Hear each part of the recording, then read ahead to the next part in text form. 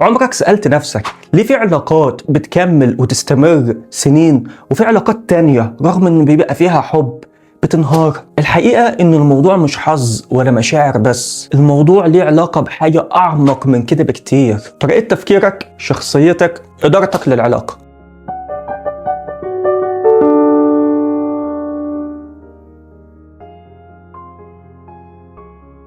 أنا محمد فوزي، وإحنا هنا بنفهم الأفكار العميقة اللي في الكتب عشان نحولها لمعلومات نطبقها في حياتنا كل يوم. واحدة من أهم الأفكار في العلاقات وهي الاعتماد المتبادل، بس قبل ما توصل له لازم الأول توصل لمرحلة أهم وهي الاستقلال الحقيقي. يعني إيه؟ يعني قبل ما تنجح مع الناس لازم تنجح مع نفسك الأول. قبل ما تطلب حب لازم تكون قادر تدير نفسك وتسيطر عليها وتنضبط، لأن بدون دول أنت ممكن تكون شخص محترم وطيب وبتعامل الناس كويس بس علاقاتك بتفشل. ناس كتير بتحاول تختصر الطريق، تبان كويسة، تمثل المثالية، تتكلم حلو، لكن الحقيقة مفيش حاجة اسمها طرق مختصرة في العلاقات، لأن في الآخر الناس بتحس هل أنت حقيقي ولا بتتصنع؟ ولو في فرق بين اللي أنت بتقوله واللي جواك الثقة بتنهار. والناس اللي حاولت تعمل كده وتختصر الطريق علاقتها انكسرت وفشلت وانهارت. العلاقة مش بتتبني بالكلام ولا حتى بالأفعال بس، العلاقة بتتبني بأنت مين من جواك فعلا. لو أخلاقك مجرد شكل وبرواز الناس هتلاحظ، لكن لو شخصيتك نابعة من مبادئ ساعتها تقدر تبني علاقات حقيقية.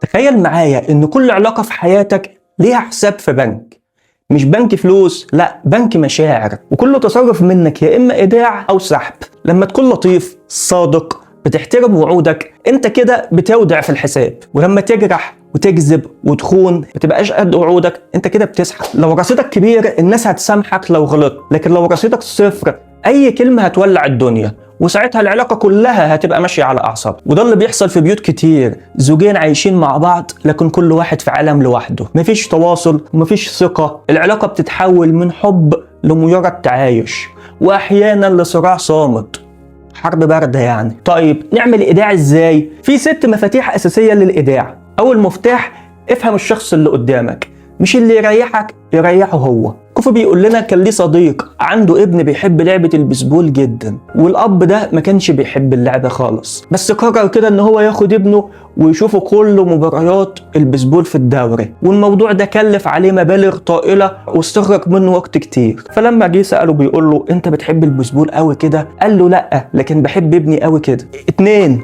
اهتم بالتفاصيل الصغيرة. كلمة لطيفة، تصرف بسيط ممكن يفرق جدا. وكوفي في يوم خرج ولاده ستيفن وشون يفسحهم، وختموا اليوم ده بالسينما. واثناء مشاهدتهم للفيلم شون نام وكان الجو برد جدا، فكوفي خلع الجاكيت وحطه على شون. وبعد ما خلص الفيلم هو وستيفن روحوا، وبعد ما روحوا كوفي بيسأل ستيفن قال له ايه رأيك يا حبيبي في الخروجه؟ قال له حلوه. فكوفي قال له طب ايه اكتر حاجه عجبتك؟ قال له مفيش حاجه معينه، كلها حلوه كلها حلوه. فكوفي لقيه كده فقال له مالك في ايه؟ فراح ستيفن دموعه نزلت وراح قال له يعني انا لو في يوم نمت هتغطيني بالجاكيت بتاعك؟ كوفي هنا اتعلم درس مهم جدا، ان الاشياء الصغيره اللي انت ما تاخدش بالك منها ممكن تفرق قوي مع اللي قدامك. بس احنا ملناش دعوه بالكلام ده الامريكان هم اللي عليهم الحاجات الغريبه دي. احنا بقى لو حصل عندنا الموقف ده كان زمان كوفي بقى ايه، يا ساندرا تعالي شوفي ابنك اللي مبوز ده ماله، بعد ما خرجته وفسحته ودخلته سينما زعلان عشان غطيت اخوه من البرد، هي ناقصه نكد؟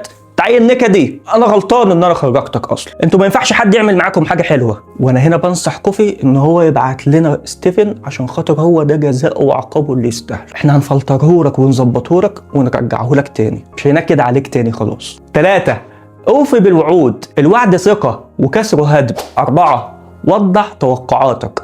أكبر مشاكل العلاقات جاية من سوء الفهم، رفع سقف التوقعات أو خفض سقف التوقعات في بعض الأحيان. 5، كن أمينا، مش بس صادق لكن خليك ثابت على مبادئك حتى في غياب الناس وخليك مخلص ليهم. 6، اعتذر بصدق لما تغلط، الاعتذار مش ضعف ده قوة. وخلي بالك احنا مشكلتنا مش اننا بنغلط، احنا مشكلتنا اننا بنبرر او بنهرب او بندور على حلول سريعة، لكن الألم الحقيقي بيجي من جذور اعمق من كده. اقوى نوع علاقات هي اللي مبنية على حب غير مشروط.